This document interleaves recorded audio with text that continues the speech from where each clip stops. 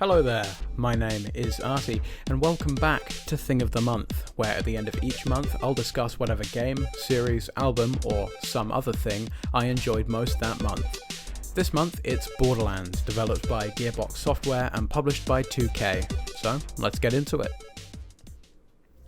Borderlands has been on my ever-expanding to-play list for quite a while now, and I finally decided to grab it, and all of the other Borderlands games, when the Pandora's Box collection dropped from $200 to a measly $60 on Steam. Currently, I've only played through the first game, and some of its DLC, but I've been having an absolute blast. Borderlands combines incredibly fun gameplay with great humour, a cool art style, and lots of violence. But first off, let's go into a bit more depth about the gameplay. Borderlands' gameplay is absolutely the highlight of the game. Not to say everything else sucks, but the gameplay here is definitely the shining star. Borderlands is a looter-shooter, which is pretty much what it says on the tin. You shoot and you loot. It's an addictive cycle of gunning down a horde of enemies, then looting their corpses, seeing if anything you got is better than your current equipment, rinse and repeat. I honestly wouldn't be surprised if most of my nearly 30 hours of game time was spent in the inventory screen comparing gun stats. Speaking of guns, by the way, there are lots. I mean, loads. Over 17 million according to the developers, as each gun you get will have a multitude of randomized stats, ranging from something as simple as the base damage output to the company that made it, or the individual components of the weapon. This fine fellow on GameSpot suggests that it would take you nearly 380 years of continued gameplay to collect every possible gun, assuming you find a unique one every 60 seconds. The point is, this game has hella weapons, and they're all hella fun to use, thanks to them sporting a number of different unique traits like an axe on the front, or just the ability to make things explode a bit more than usual. Moving on from the gameplay though, let's talk more about the landscape. Throughout Borderlands you'll be making your way through a heap of large open maps. The game kind of feels open world in some areas, especially on the larger maps like the Dahl Headland, where you'll mostly just be using a vehicle to get around. I found the open maps really good, but thought that they could get somewhat repetitive after a while, particularly if your car just blew up and you had to walk 5 minutes through a desert to get to the nearest catch-a-ride. Not that I'm speaking from experience or anything though. Anyway, like I said, the maps were, for the most part, great, with a handful of small exceptions. Now, let's talk missions. Borderlands features a heap of both story missions and optional missions, both of which are incredibly fun. I'll save talking about the story missions for when I go over the plot, so we'll just talk about optional missions for now. There were quite a few of these scattered throughout the game, and I actually found the pacing really good. I took an approach of doing the optional missions as soon as I got them, instead of focusing on the story and then doing all the side quests later, which I think worked out to my benefit. These optional missions were fun, but I'm not sure I'd have liked to do them all in one go after already finishing the main story. Most optional missions revolve around going to a place and beating the living daylights out of anyone there, or finding some obscure object in a specific location. Like I said, they didn't really feel too repetitive as I did them conjunctively with the main story, but I definitely feel it would get a little bit tedious if you were piling everything up at the end.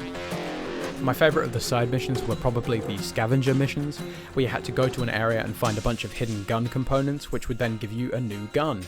The best part of them was trying to find these parts whilst also being hailed upon with bullets from nearby enemies. The progression of the game is also quite good, and feels a lot like an RPG in the sense that you're progressively levelling up your character's abilities. In fact, the game did kind of scratch that Fallout itch in a way, with its RPG-esque progression and Desolate Wasteland vibes. Probably why I liked it so much, to be honest. One thing that I've yet to mention is the co-op aspect of the game.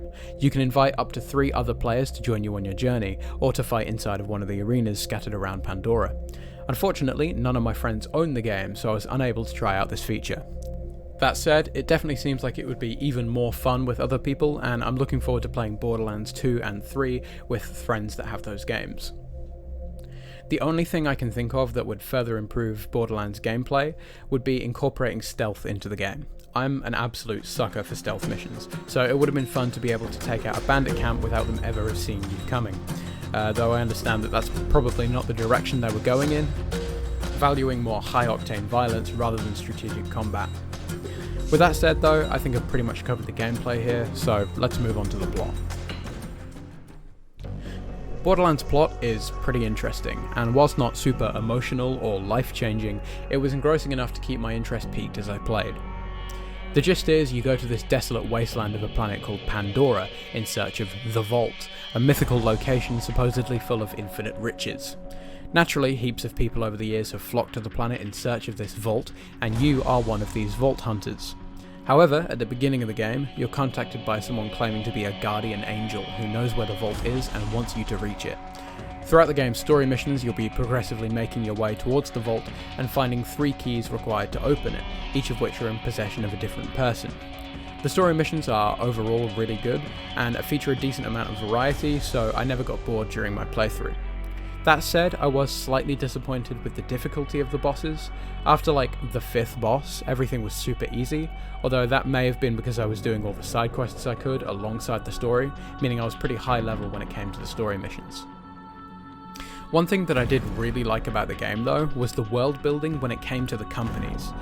As I mentioned earlier, each gun can have a different manufacturer, and these aren't just random names made to make the gun sound a bit fancier.